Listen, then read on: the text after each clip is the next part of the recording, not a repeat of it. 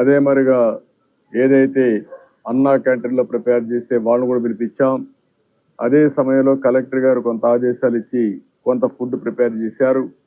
ఇప్పుడు మన దగ్గరుండే బోట్లన్నీ కూడా కొన్ని పవర్ బోట్లు ఉన్నాయి, కొన్ని మాన్యువల్ బోట్లు ఉన్నాయి. ఇప్పుడు రాత్రికంతా తీసుకుని ప్రతి ఒక్కరికి ఫుడ్ పాకెట్స్ అందించడం, మంచినీళ్ళు అందించడం, ఒక 1/2 లీటర్ మిల్క్ అందించడం, క్యాండిల్స్ కానీ అదే మరి కొన్ని బిస్కెట్స్ కానీ ఇవన్నీ కూడా అందించడానికి సిద్ధం చేశాం.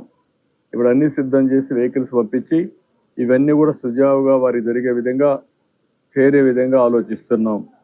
ఇక్కడ డేటా అంతా నేను కలెక్ట్ చేస్తే ఇక్కడనే సింగినగర్ ఏరియాలో 16 వార్డ్స్లో మొత్తం కార్పొరేషన్ డివిజన్లో మీరు చూస్తే 95,532 కుటుంబాలు ఉన్నాయి. 2,76,000 మంది జనాభాకి 95,532 కుటుంబాలు ఉన్నాయి. ఇందులో 82,579 ఫోన్లు కూడా ఉన్నాయి. 12,953 మంది ఫోన్లు కూడా లేకుండా ఉన్నాయి. ఆ డేటా అంతా తీసుకున్నాం. ఆ డేటా అంతా తీసుకుని మొత్తం రాష్ట్రంలో ఉండే ఆఫీసర్స్ అందరినీ కూడా రమ్మన్నాను. ఒక ఎమర్జెన్సీ ఉన్నప్పుడు ప్రత్యేకంగా ప్రతి ఒక్కరు ఇక్కడ పనిచేయాల్సిన అవసరం ఉంది. ఆ పనిచేయడం కోసం దగ్గర మాకు 16 డివిజన్స్ ఉన్నాయి, 77 సచివాలయాలు ఉన్నాయి. ఒక్కొక్క డివిజన్కి ఒక సీనియర్ ఆఫీసర్ని పెట్టి ఒక్కొక్క సచివాలయానికి ఒక జూనియర్ ఆఫీసర్ని పెట్టి టోటల్గా ఇది రికవర్ అయ్యే వరకు ఎప్పటికప్పుడు వాళ్ళతో అనుసంధానం చేసుకుంటూ అవసరమైతే ప్రజలతో కూడా మాట్లాడి వాళ్ళకు న్యాయం చేసిన తర్వాతనే ఇక్కడి నుంచి వెళ్తాం. దానికోసం ఒక కార్యక్రమాన్ని తయారు చేశాను. ఇది అవుతానే అందరితో కూడా మేము కూర్చుంటున్నాం. మేము కూర్చొని మళ్ళీ రాత్రికి నేను వెళ్తాను. ఆ పేర్లన్నీ కూడా మేము మీకు రిలీజ్ చేస్తాం. ఆ పేర్లన్నీ మీకు రిలీజ్ చేసి మీకు ఇస్తాం ఆ నేమ్స్ అన్ని. దానికంటే ముఖ్యంగా ఈరోజు ఒక ప్రధానమైన బాధ్యతగా తీసుకున్నాం. చాలా మంది చాలా ఇబ్బందుల్లో ఉన్నారు. కొంతమంది అయితే చాలా దిగులు పడే పరిస్థితికి వచ్చారు. ఎప్పుడూ రాని కష్టాన్ని చూసే పరిస్థితికి వచ్చారు. అన్నీ కూడా ఫస్ట్ ఫ్లోర్లో ఉండే వాళ్ళందరూ కూడా ముంపు గురయ్యారు. వీళ్ళందరూ ఫస్ట్ ఫ్లోర్కి కానీ సెకండ్ ఫ్లోర్కి వెళ్ళిపోయారు. గ్రౌండ్ ఫ్లోర్ అంతా దెబ్బతిన్నారు. నీళ్లు కూడా అప్పటి నుంచి అట్లనే ఉన్నాయి. కొంతమంది చిన్న పిల్లలు ఉన్నారు, కొంతమంది ముసలి వాళ్ళు ఉన్నారు, కొంతమందికి మెడిసిన్స్ అందాల్సిన అవసరం ఉంది, కొంతమందికి నీళ్లు కూడా దొరకలేదు, భోజనం లేదని బాధపడే పరిస్థితికి వచ్చారు. ఒక్కోసారి ఒక విపత్కరమైన పరిస్థితి వచ్చినప్పుడు కొన్ని ఇబ్బందులు వస్తాయి. ఏదో ఒక 100 కుటుంబాలు 200 కుటుంబాలు అయితే ఇమీడియట్గా చేయగలుగుతాం. కానీ 1,00,000 కుటుంబాలు ఇంకా ఈ కుటుంబాల సంఖ్య పెరిగే పరిస్థితిలో ఉంది. దీన్ని లార్జ్ స్కేల్లో అడ్రస్ చేయాల్సిన అవసరం ఉంది. సర్వశక్తులు పడతాం. అడ్మినిస్ట్రేషన్ మొత్తం అప్రమత్తం చేస్తాం. ప్రభుత్వానికి ఉండే విస్తృతమైన అధికారులను ఉపయోగించి సమర్థవంతంగా ప్రతి ఒక్కరికి న్యాయం జరిగే వరకు రాత్రి కూడా లెక్క చేయకుండా రాత్రుల్లో పనిచేస్తాం. పనిచేసి అన్ని విధాలు ఆదుకోవడానికి మేము ప్రయత్నం చేస్తున్నాం. రాత్రికంతా నేను ఇక్కడనే ఉంటా, సూపర్వైజ్ చేస్తా, మళ్ళీ ఒకసారి వెళ్తా, వెళ్ళి అన్ని పరిశీలిస్తా. అవసరమైతే వాళ్ళకు ఒక మనోధైర్యాన్ని నింపుతాం. అదే సమయంలో వాళ్ళని అన్ని విధాలా ఆదుకోవడానికి ఎన్ని చర్యలు తీసుకోవాలో అన్ని చర్యలు తీసుకొని వాళ్ళకు అండగా నిలబడుకుంటాం. అందుకని ఇవన్నీ కూడా నేనే ఈరోజు సిఎస్ గారు ఇక్కడే ఉన్నారు, డీజీ గారు ఉన్నారు, అందరూ కూడా కూర్చొని పెట్టి ఒక యాక్షన్ ప్లాన్ ఏదైతే ఇంత పెద్ద ఎత్తున విపత్తు వచ్చినప్పుడు అదే స్ఫూర్తితో మేము అందరం కూడా పనిచేస్తే తప్ప లాస్ట్ మైల్లో ఉండే వారికి న్యాయం జరగదు. ఆ న్యాయం చేయడం కోసమే ఇప్పుడు మేము కూర్చున్నాం. ఎప్పటికప్పుడు స్టడీ చేస్తాం. ఇంకా అవసరమైతే వేరే ప్రాంతాల్లో కూడా ఫుడ్ తయారు చేసి అవి కూడా తీసుకొస్తాం. ఎన్ని విధాల వాళ్ళకి చేర్చాలను.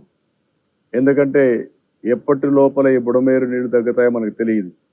రేపు మధ్యాహ్నం కావచ్చు, రాత్రి కావచ్చు, ఎల్లుండి కావచ్చు. అన్నిటికీ మనం ప్రిపేర్ కావాలి. ప్రిపేర్ అయ్యి అక్కడ ఉండేవాడికి ఏమాత్రం ఇబ్బంది లేకుండా వాళ్ళని ఆదుకోవడానికి, కష్టాల్లో ఉండే వాళ్ళకి నమ్మకం కల్పించి వాళ్ళని అన్ని విధాలు ఆదుకుంటాం.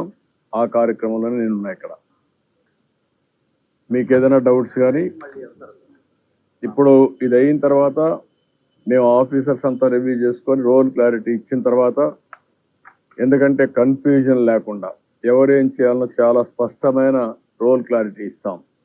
ప్రతి ఒక్క ఆఫీసర్ని ఇంత మునుపు కూడా నేను 4-5 సార్లు ఇదే మరిగా సూపర్ సైక్లోన్, ఒకసారి హరికేన్ తుఫాన్ వచ్చింది ఈస్ట్ వెస్ట్ గోదావరి 97 ఆ ప్రాంతంలో, ఉదుహు తుఫాన్ వచ్చింది.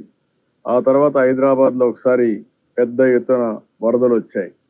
అనేక సందర్భాల్లో స్పష్టమైన రోల్ క్లారిటీ ఇచ్చి ప్రతి ఒక్కరికి న్యాయం చేసిన తర్వాతనే అడ్మినిస్ట్రేషన్ తిరిగి వెళ్ళాం.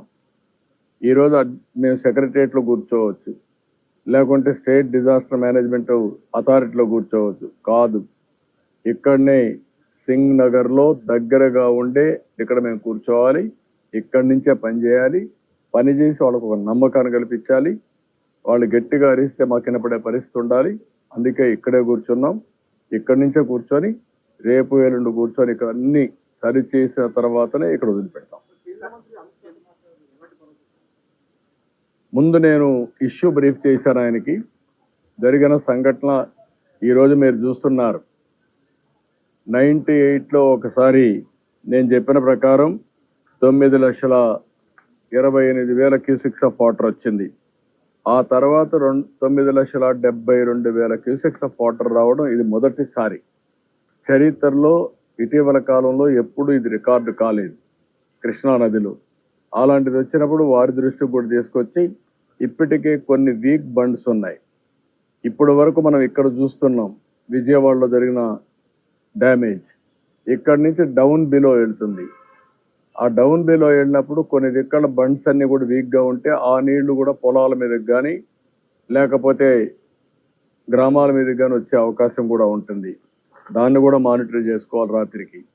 అవి మానిటర్ చేసుకొని ఇది వరద తగ్గే వరకు, బ్లడ్ తగ్గే వరకు ఎక్కడికక్కడ అన్ని జాగ్రత్తలు తీసుకొని ఈరోజు అక్కడ అవసరమైతే కొన్ని ఇసుక బస్తాలు పెట్టుకోవడం, ప్రజలను అప్రమత్తం చేయడం, అక్కడ కూడా ఎక్కడ బండ్ తెగిపోకుండా కాపాడుకోవడం, బ్రీచెస్ పడకుండా కాపాడుకోవడం, అది కూడా అవసరం.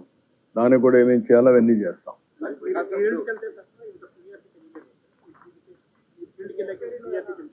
అంటే వచ్చినటువంటి ఇది ఆల్ ఆఫ్ ఎ సడన్ ఆ నీళ్లు కూడా యాడ్ అయినాయి. బుడమేరు ఎప్పుడు ఇంపల్సివ్గా వస్తుంది. వచ్చినప్పుడు ఆ నీళ్లు చేరే